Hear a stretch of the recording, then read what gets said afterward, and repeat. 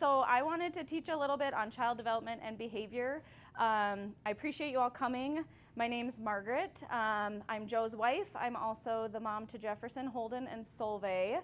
I have a master's degree in special ed.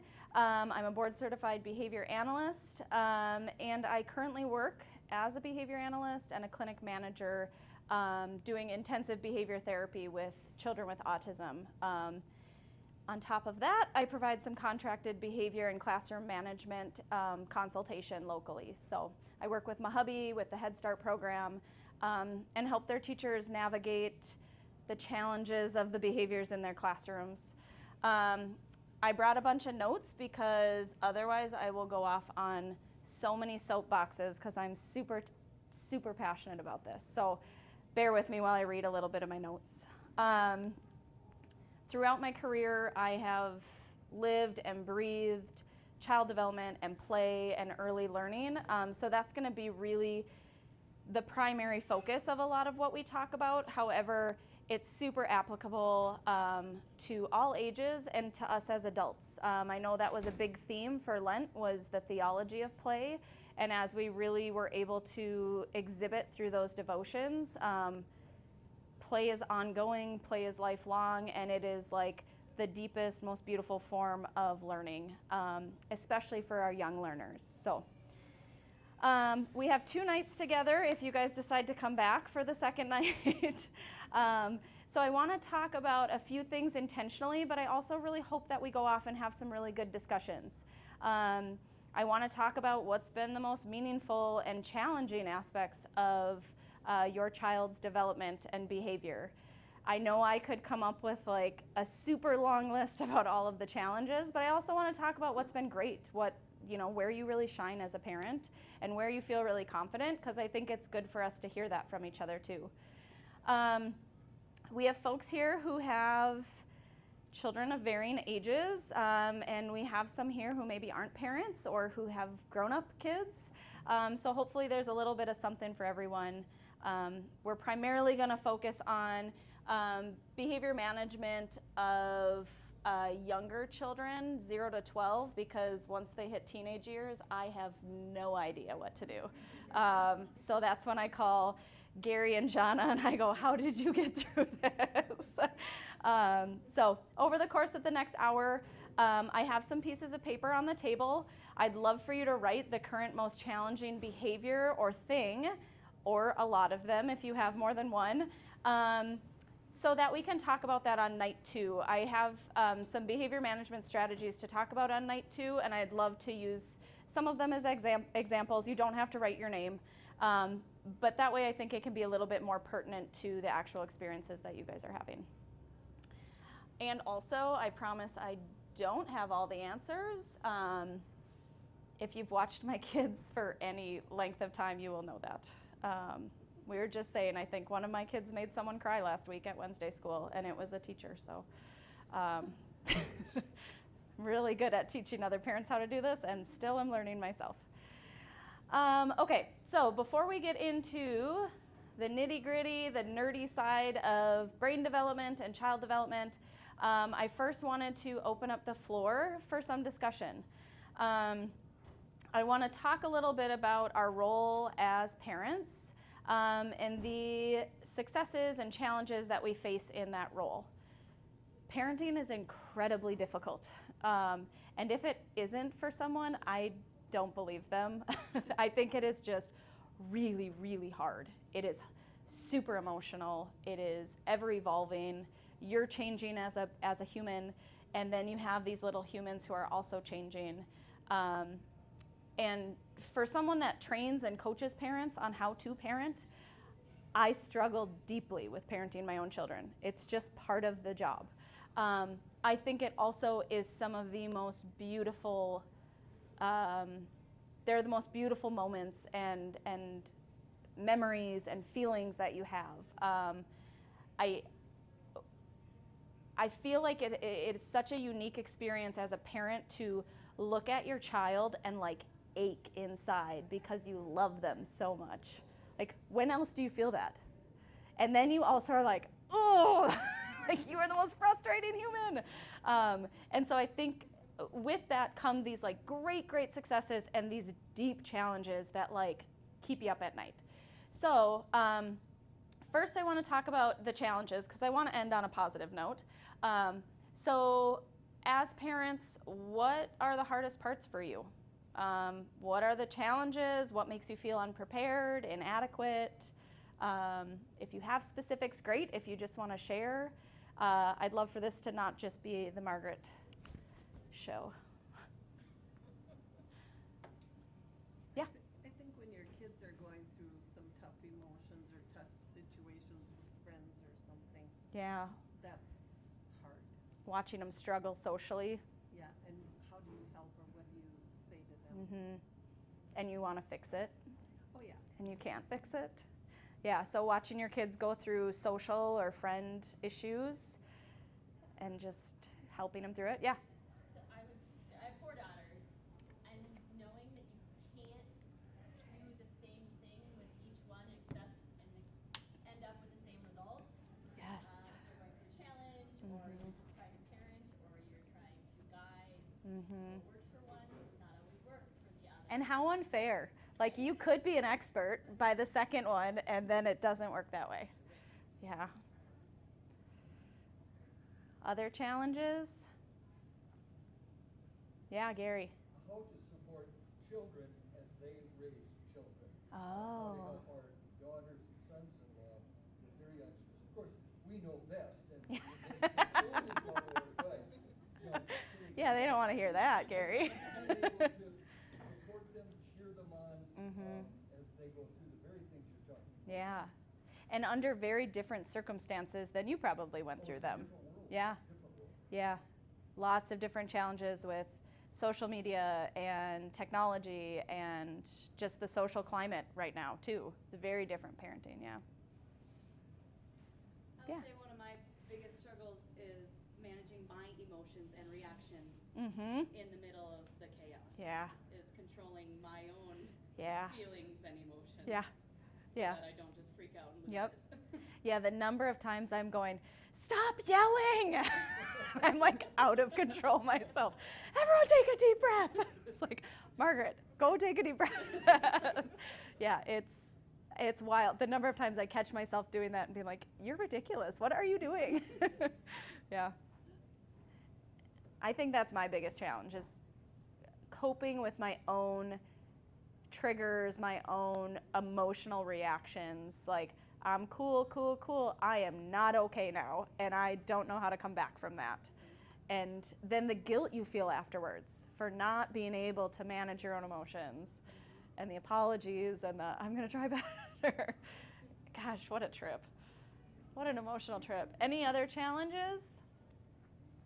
Yeah, Katie.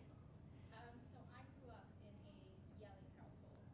So trying to break that and not be another yelling household. Yeah, trying to parent a little differently maybe than you were parented. And falling into the same parenting things that you look back and go, I wish my parents didn't do that, and then you do them the same way. Yep. Yeah. All right, successes. What comes really naturally to you as a parent?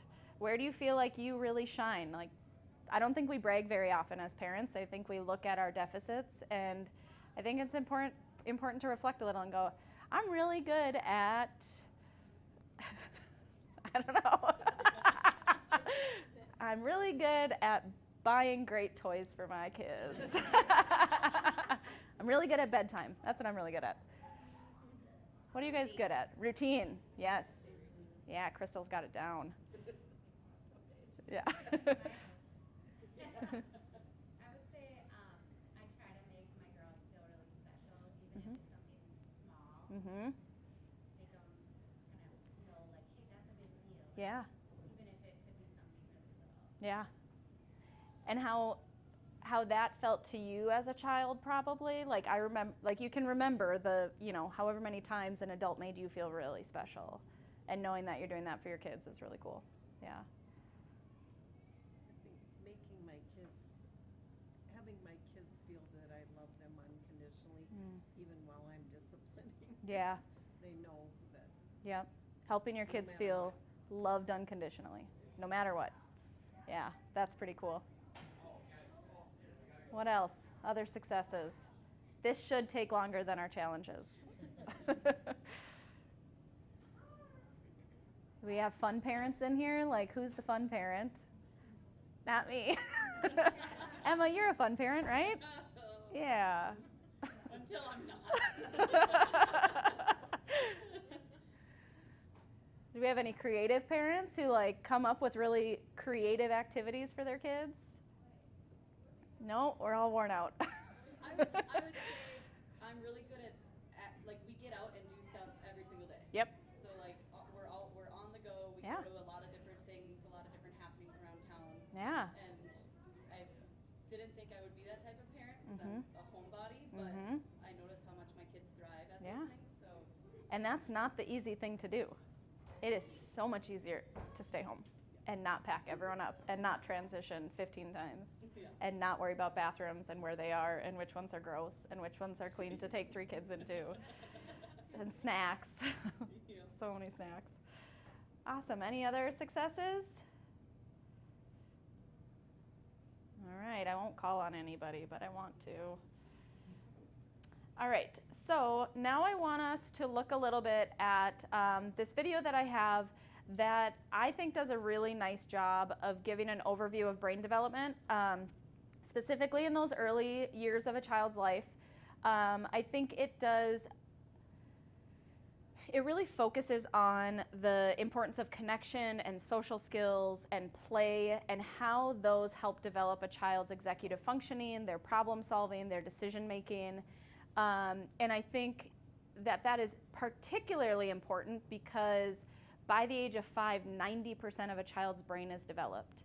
And if your kid is 6, like you didn't miss the boat, you still can like do these things, and this is great.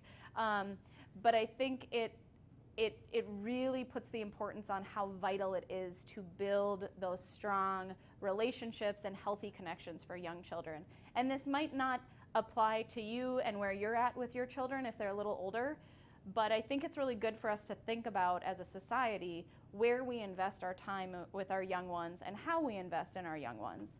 We have a lot of teachers here, and this is why your jobs are so important, because these brains are developing really, really important parts, and having healthy caregivers and secure attachments is the foundation. It's truly the foundation. So I'm gonna see if I can click on this. Will there be audio on this, Paul? TBD. Maybe not. Well, Sorry, I didn't tell you I had audio. that's all right. Can I put my mic up to here if it doesn't? Yeah. Let me just see.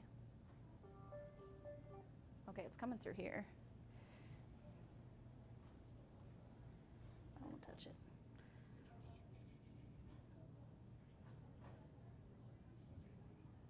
Try. All right, we'll see how it goes.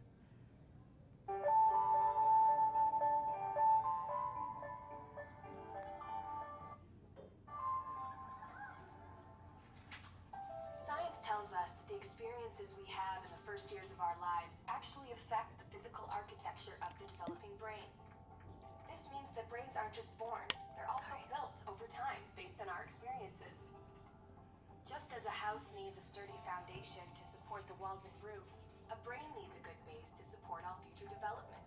Positive interactions between young children and their caregivers literally build the architecture of the developing brain. Building a sturdy foundation in the earliest years provides a good base for a lifetime of good mental function and better overall health. So just how is a solid brain foundation built and maintained in a developing child? One way is through what brain experts call serve and return interactions. Imagine a tennis match between a caregiver and a child, but instead of hitting a ball back and forth across a net, various forms of communication pass between the two. From eye contact to touch, from singing to simple games like peekaboo. These interactions repeated throughout a young person's developing years are the bricks that build a healthy foundation for all future development. But another kind of childhood experience shapes brain development too, and that's stress. Good kinds of stress like meeting new people or studying for a test, are healthy for development because they prepare kids to cope with future challenges. Another kind of stress, called toxic stress, is bad for brain development. If a child is exposed to serious ongoing hardships like abuse and neglect, and he has no other caregiver in his life to provide support, the basic structures of his developing brain may be damaged. Without a sturdy foundation to properly support future development, he is at risk for a lifetime of health problems, development issues, even addiction. It's possible to fix some of the damage of toxic stress later on, but it's easier, more effective, and less expensive to build solid brain architecture in the first place. One of the things that sturdy brain architecture supports is the development of basic emotional and social skills, an important group of skills which scientists call executive function and self-regulation can be thought of like air traffic control in the child's mental airspace. Think of a young child's brain as the control tower at a busy airport. All those planes landing and taking off and all of the support systems on the ground simultaneously demand the controller's attention to avoid a crash. It's the same with a young child learning to pay attention, plan ahead and remember, and follow lots of rules. Like all of us, kids have to react to things happening in the world around them, while also dealing with worries, temptations, and obligations on their minds. As these demands for attention pile up, air traffic control helps a child regulate the flow of information, prioritize tasks, and above all, find ways to manage stress and avoid mental collisions along the way. Having this ability is a necessity for positive level mental health. Developing effective air traffic control, overcoming toxic stress, and building solid brain architecture are things kids can't do on their own. And since strong societies are made up of healthy, contributing individuals, it's up to us as a community to make sure all young people have the kinds of nurturing experiences they need for positive development. To build better futures, we need to build better brains.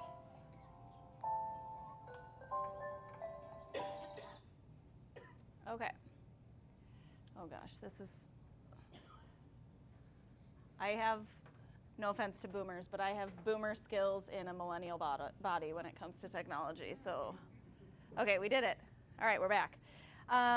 Thoughts, questions, discussion on that? Does this feel like things that you have heard before, things that are like big light bulb moments, wonderings that it sparked? Yeah. We're also very different. We have different ways we learn Mm-hmm. and different things we need. But that needs to get recognized very early, Mm-hmm. you know, because these phases pass fast. Mm-hmm. So by the time that I guess we get a little smarter about it, it's, you know, too much time has passed. Yeah. And I think about that a lot with teachers. I once heard this TED Talk where there was a business executive who was commenting on the education system. And he said, you know, we've taken this business model and we've applied it to the education system, where we take this crate of, you know, we pretend, say we're turning blueberries into blueberry ice cream. And we get this crate of blueberries and we say, you all are going to be blueberry ice cream. And that's our business model in the school system. But when teachers open their doors on the first day, they've got blueberries that are overripe, underripe, some are moldy, some are maybe a raspberry got in there, it's not even a blueberry. And they're going, how are we going to turn this all into ice cream? Some of this should be a blueberry tart, some of this should be ice cream, maybe this one goes into yogurt, maybe this one goes into a parfait, I don't know. But like, we need to change our model of thinking when it comes to working with children and truly giving them an individualized education, and especially in the early years. And I think that's, you know, I won't go on the soapbox of early childhood education because it's like so near and dear to my heart, but it is so vital in those first 5 years especially to really identify who kids are and what they need and what their learning styles are, so that we can send them out into the world ready to become whatever little blueberry thing they're going to become. And take away these business models we have for like, hey, well, let's give them all the same education. Yeah, that's great in theory, but I know some of you teachers understand what it's like to get a crate of blueberries that are in rough shape. So, yeah. Any other thoughts? Yeah. The video that we just watched, in the middle of it, sometimes they said less expensive. Mm-hmm. Can you expand on that a little bit? Yeah. So I think the notion there is that when we invest on the front end for children and build these healthy relationships, down the road we're going to spend way less on rehabilitation, on therapy, on jail, on all of the programs that we have to kind of try and rein people back in, on welfare, on other government subsidies that help people who maybe have been handed a pretty awful lot in their life from a young age. And I think that's where when we have these programs similar to Head Start that are taking all these kids in and going, how can we get them all kind of to the same starting block with relationship, with child development? I think that's kind of the idea behind that, is that if we can invest more on the front end, we save a heck of a lot down the road by having adults who are healthier and who make better decisions, whose executive functioning is better developed. So yeah, I think that's where they're getting at. Yeah. Other thoughts? These are really, really fun. Just wait till my next slide, guys. This gets really nerdy, so I hope you're ready. Uh-oh. Okay, we're going to talk about the fundamentals of brain science. So it's going to get a little nerdy, but bear with me because this is important for what we're going to talk about when we talk about those strategies for building relationships with your kids through play, but also through some of the behavior management strategies that I'm going to talk about. Over and over again, and a lot of this is what I kind of touched on in the devotion when we talked about the theology of play, but over and over again in brain research, play has been identified as the most developmentally appropriate manner through which young children learn, which I find fascinating because our species is meant to survive dangerous conditions, right? So why would play, this like cute, creative, innovative thing, be something that is so important and so vital to our brain's development? It doesn't make sense. It has seemingly nothing to do with survival, but it does. And so I think that is like, that's an area where I think a lot of researchers, a lot of researchers have a lot of questions on why is this frivolous activity so important? Why does 90% of our brain develop during a time at which play is the way that it develops? So to get a little nerdier, when we're born, our brain neurons, which are the pathways that make those connections between different parts of our body, are created. And each interaction with the environment and those around us further develops and strengthens those connections. So the more a neural pathway is used, the stronger it gets. So in the video, they talked about serve and return, and they had that parent cooing at the baby. So parent coos, baby coos back, okay, neural pathway, strengthening. Parent coos, baby coos back. And suddenly there's this pathway of, in the baby's brain of, I communicate, I get communicated with, which means I can communicate back. And suddenly you have this strengthened part of the brain that now understands reciprocal communication, that can start to develop further down this path of, oh, if I say this, I get this. So the more a pathway is used, the stronger it gets. The ones that aren't used get weaker or die off or just aren't traveled down as readily. So think of like driving to work. There's probably dozens of ways for you to get to work from home. Some of them are probably really inconvenient and would take way longer. So we start using the convenient, the efficient path. And the more we travel it, the more that becomes kind of our preferred pathway. And you could probably drive with your eyes closed to get to work at this point. It's preferred, it's predictable, and that's kind of what's happening with our neural pathways. So with that, brain research has shown that play not only aids in the evolution of those existing neurons in your brain, but it also promotes the creation of new ones. That's where that creativity and innovation in play and that problem solving, that comes in. It starts sparking these new neural pathways that can be tested out in a really safe way. There isn't a threat to our survival during play, typically, and it's a really safe way for a brain to develop and to develop some cool new pathways to figure something out. If you've ever watched preschoolers in a classroom or watched preschoolers interact, my favorite thing is they start every sentence with, how about, and they'll be playing, they'll go, how about you say this? And then the other kid will go, okay, how about you put that dress on? Yeah, how about you do that then? And it's like this constant like neural pathway. Well, let's go this way, let's go that way. And it's so fascinating to watch because they won't just play, they like plan every step of the play as it's about to happen. And I think this research down at the bottom is like my favorite thing because it's affirmed everything I've ever done as a teacher.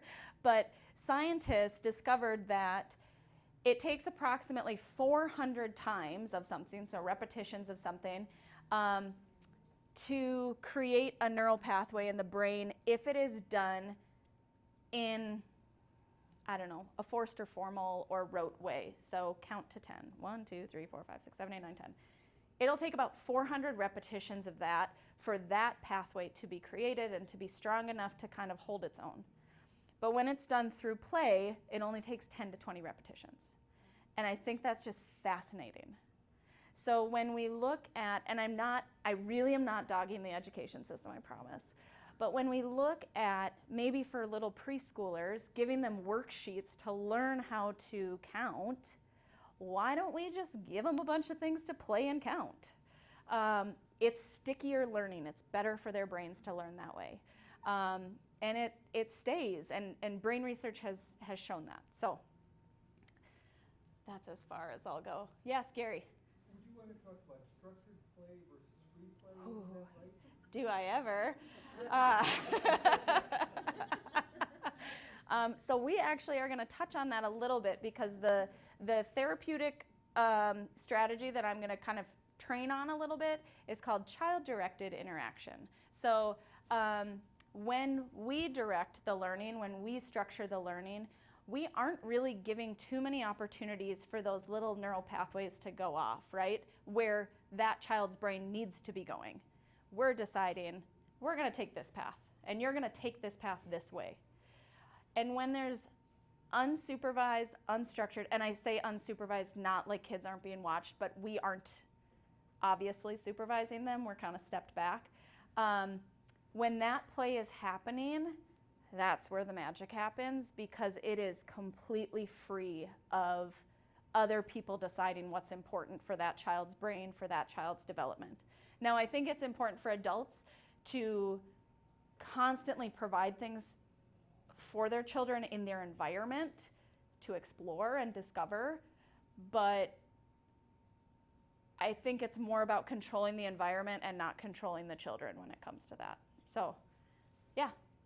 So, coach youth sports, coach youth Yeah. hockey, Mm-hmm. USA Hockey is really big on this model that you're talking about, the free play model. Yeah. And we get to a point now where we just structure little small games for the kids to play, but let them be creative to do those types of Yeah. things. And it's amazing how you can take a kid who really hasn't skated very much they catch up just like that. Absolutely. It's, a lot because of those repetitions of play Mm-hmm. that are, Right. it happens so quick. And they usually find a way better way to do it than we come up with. They usually come up with a better way to learn those things than the adults. Yes, exactly. Exactly. Absolutely. There was this other great study. I promise this is the last study I'm going to quote because it's the only one I can remember. There's this great study.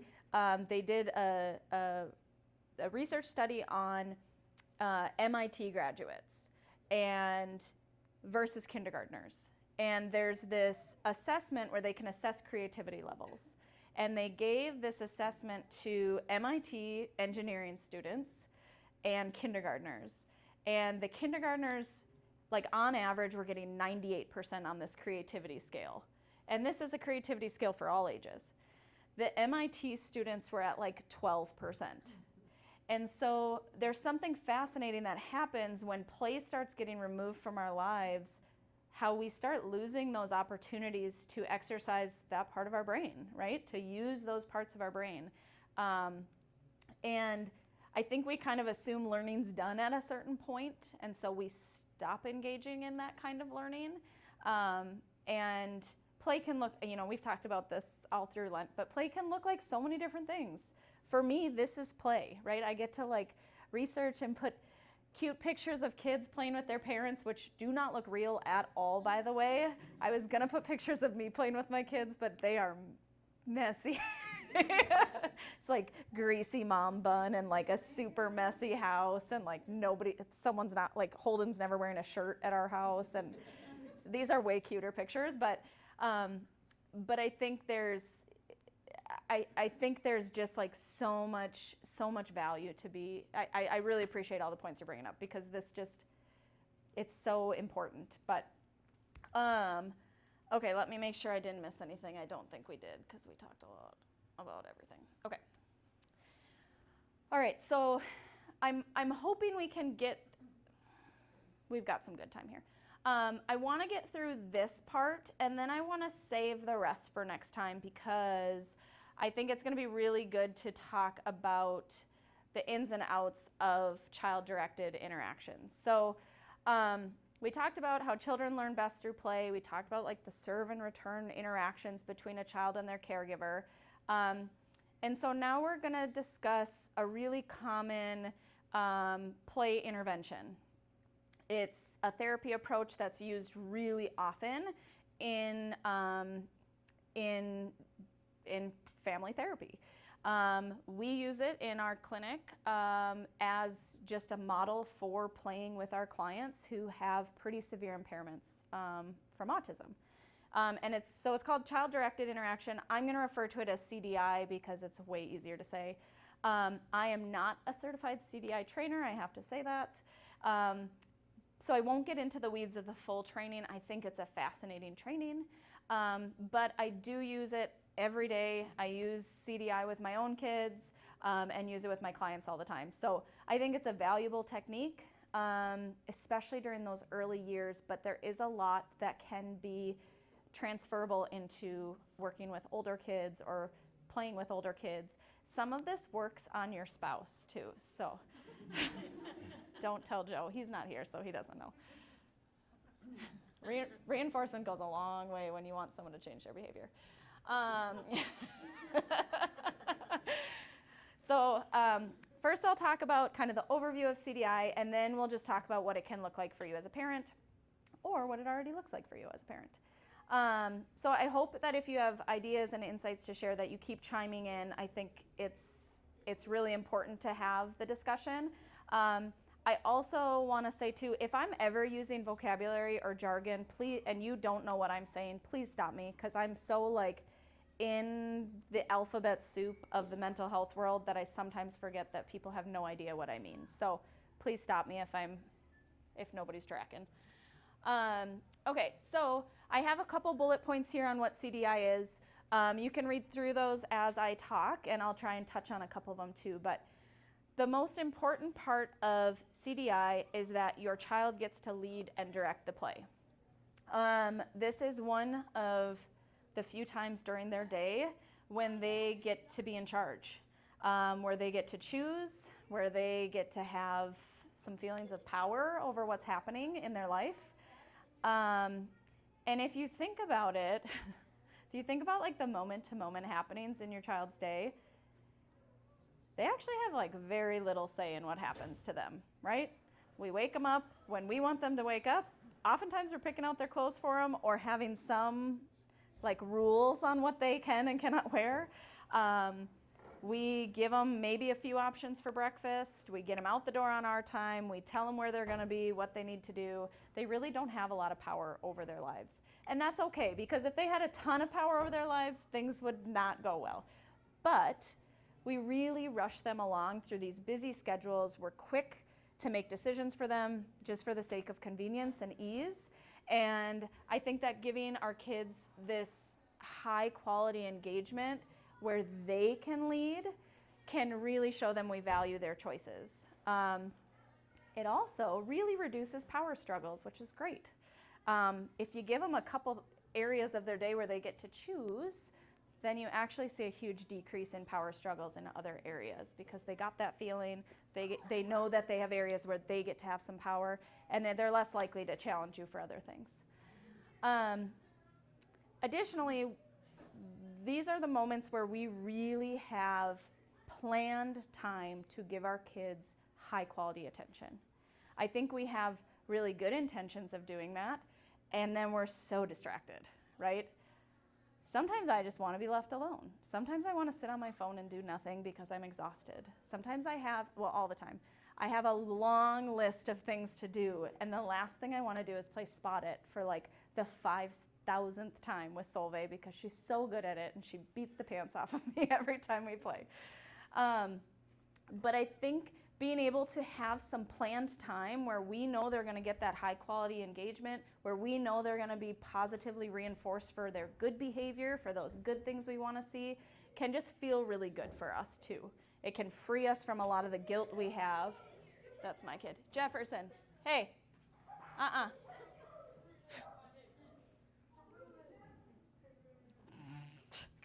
Gosh. Okay, don't listen to anything else I say tonight. Gosh, of course it's my kid not listening. I think knowing that you're going to have this planned time or even scheduling this planned time can really free you from some of that guilt that you have at the end of the day of going, I didn't have enough time with them, or I didn't spend enough time with them, or did I even talk to that kid today? I don't remember. Like, it was so chaotic. So for me, knowing that I have that time helps me focus on them a lot better during that time. And then I just am at ease that I did enough.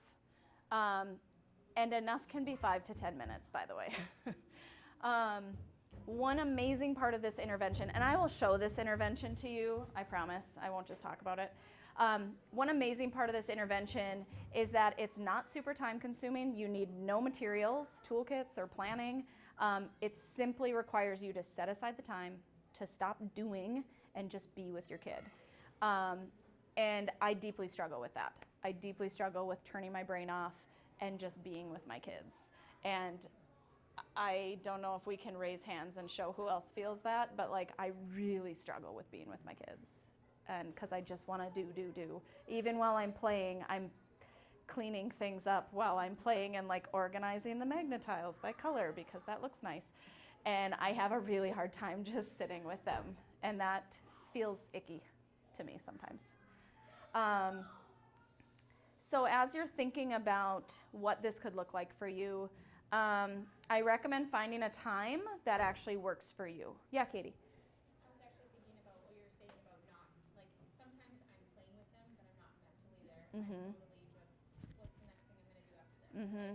How many more minutes? Like, Yeah. I really need to get to Yeah. it. So. Yep. Yeah, cool, buddy. Thanks for telling me about that Pokemon. Yep. Like, I don't care. It's so awful. I'm sorry. But yeah, and this gives you some structure, and I'll explain the strategy a little bit more. But there's some structure there, some strategies there where you have to focus. You have to be there because you're praising them, you're describing what they're doing, you're imitating them, so you're playing too, and that really helps squelch that doing part of your brain that's like, I don't want to be here. I've got so many dishes to do, and helps you settle in. So I recommend finding a time that works for you. For me, at our house, 7 to 7:30 is like the sweet spot. It's our time where the dishes are all done, the house is generally ready to go for the next day, and we want our kids to wind down anyway. And so having some time where both the adults are off their phones, the TV is off, it's a little bit quiet. Sometimes we play like quiet instrumentals in the background to make it feel like romantic. But having both the adults stop buzzing around the house and actually sit down with the kids is magical. And it just is a really nice, sweet time to end your day feeling like you connected.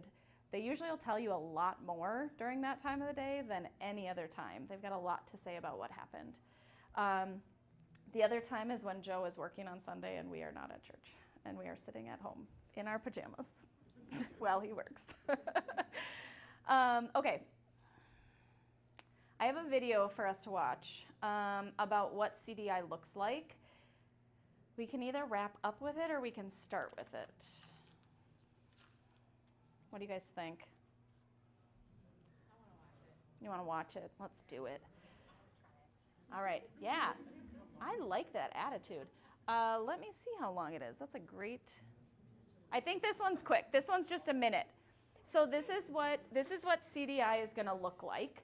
And then I'll explain more next week about the exact parts of CDI. A couple things. Choose play items that are open-ended. You'll see that in here. Blocks, magnetiles, little people, cars, things where you can really promote that unstructured play. Open-ended means it does not have really like a final product at the end when you're done with it, right? The final product can be a bazillion different things. I also recommend avoiding items where you're gonna have to set limits, like scissors and glue and sharp things and tools, because this is about the child leading, and if you're constantly redirecting their behavior, it defeats the whole point of reinforcing all these positive things. Instead, you're just behavior busting, and that is not what we wanna do during CDI. So I will play this, and you'll get to see what it looks like.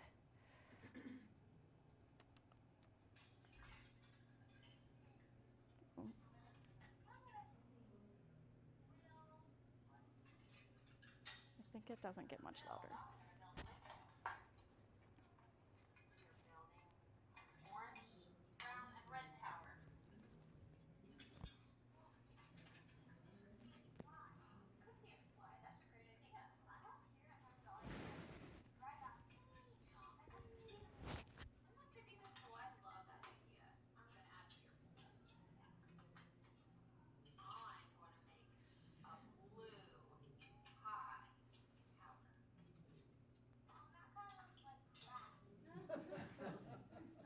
See how she ignores him completely?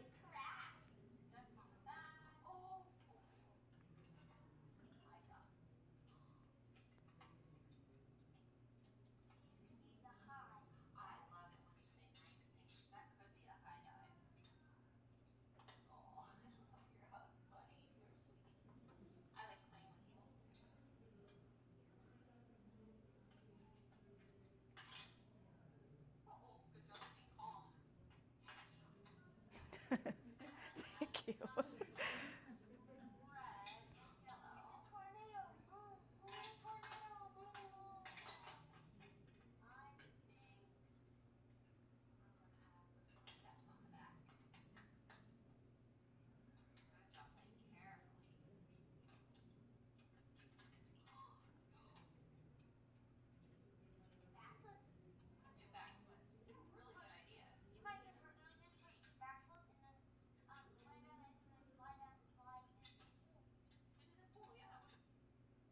Okay. Doesn't seem like too complicated, right? Oh, hold on. All right, what are your thoughts watching that? Like, looks like you're just playing with your kid, right?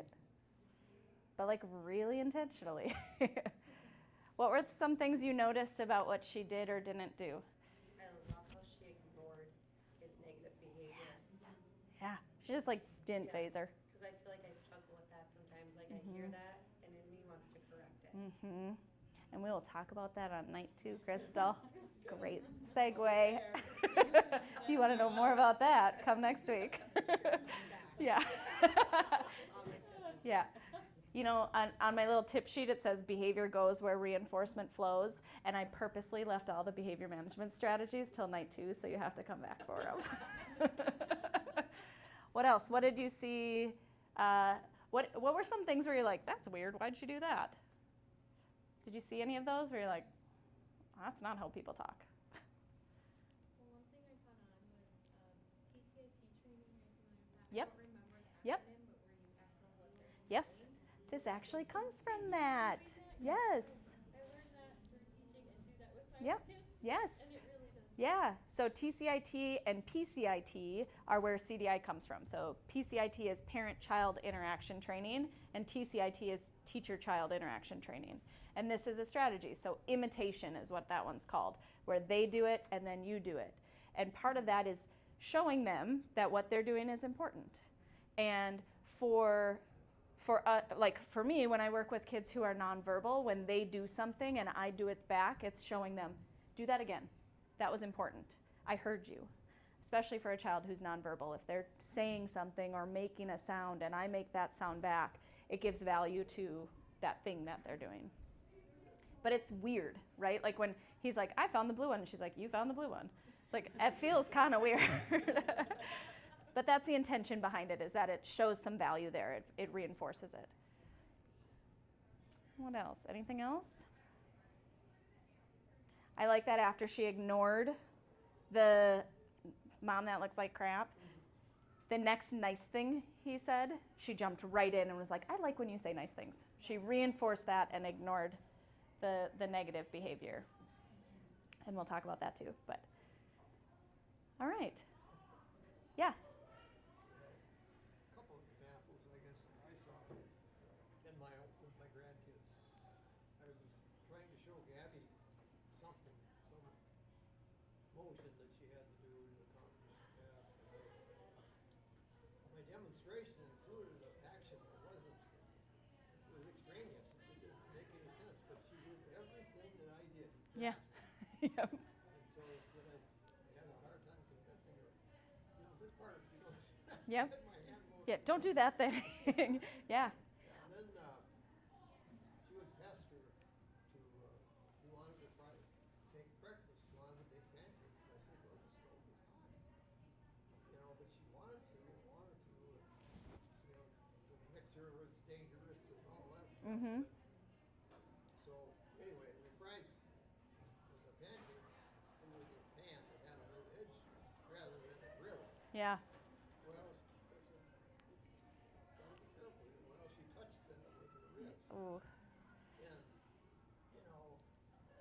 she didn't cry out, Mm-hmm. but it left a little mark. Yeah. And we took her over to her aunt's place, and they took a picture of that, what I had done to her. But she never Yeah. never burned herself Yeah. again. Yeah. That was, Right. Well, and that's a great way to learn too, right? Is so anyway, I was in trouble.